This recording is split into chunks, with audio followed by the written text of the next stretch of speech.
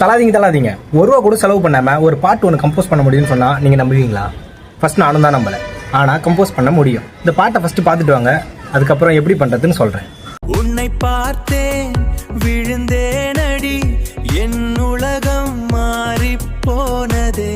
காத்திருந்த காலம் போச்சு, காதல் வானம் திறந்து போச்சு.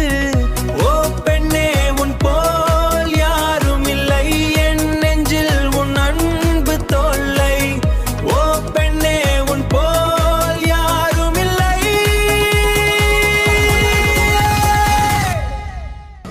பார்த்தீங்களா பாட்டு எப்படி இருக்கு?